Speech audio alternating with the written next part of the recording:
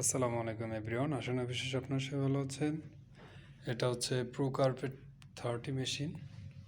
এই যে procerpet30, এটা হচ্ছে এই যে কার্পেট আছে, কার্পেটগুলোকে ক্লিন করে এবং ডাস্টিং কার্পেট ক্লিনার মেশিন আর কি।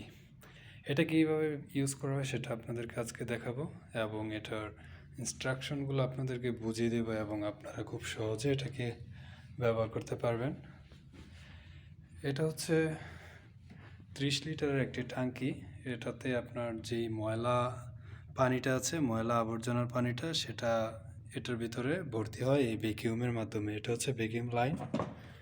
এই যে এটা হচ্ছে ভ্যাকিউমের লাইনগুলো, একটা দিয়ে হাওয়া ঢুকে আরেকটা দিয়ে বের হয়, মানে এটা ভ্যাকিউমের সিস্টেম। আর ভিতরে হলুদ যেটা দেখতে পাচ্ছেন এটা হচ্ছে একটি ফিল্টার, ঠিক আছে। তো এটা গেল ট্যাঙ্কি। আর এটা হচ্ছে আপনার এই 30 লিটারেরই, এটা হচ্ছে পরিষ্কার পানি এবং কেমিক্যাল দেওয়ার জায়গাটা, ঠিক আছে। আর এটা হচ্ছে ওয়াইপার, আর এখানে আছে একটি ব্রাশ, ঠিক আছে। এই ব্রাশ আর এটা দিয়ে আপ এবং ডাউন করা হয়। এখন আমি ডাউন করলাম, এখন এটা চলার জন্য প্রস্তুত। এতক্ষণ আপ ছিল, যখন কাজ করবেন না, কাজ শেষ হয়ে যাবে, পরে এটাকে এই পাশে তুলে দিলে, এভাবে পায়ে তুলতে হয়, অনেক প্রেশার লাগে।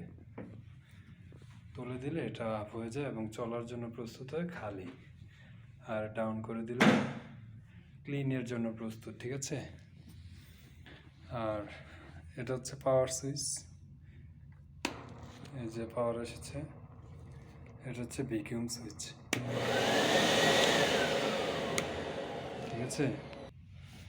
আর এটা হচ্ছে পরিষ্কার যে পানিটা, সেটা যদি আপনার কোনো সময় কোনো কারণবশত ফেলে দিতে হয়, তাহলে এটা খুলে এইভাবে টান দিয়ে মুখটা খুলে তারপরে এইভাবে ফেলে দিতে পারবেন যদি আপনার প্রয়োজন পড়ে।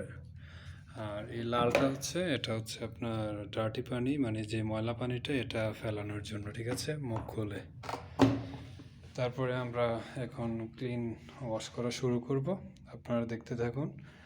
আর এখানে যে এই ক্লিপটা আছে, এই ক্লিপটা এদিকে চাপ দিলেই একটা সুইচ অন হয়। এটা চাপ দেওয়ার পরে এখানে যে ব্রাশটা আছে, আপনাদেরকে আমি দেখাই উল্টাই। এই যে এই ব্রাশটার মাধ্যমে এটা ক্লিন হয়। আর এটা হচ্ছে একটা ওয়াইপার, এটা সামনে আছে ভ্যাকিউমের পাইপ, ঠিক আছে।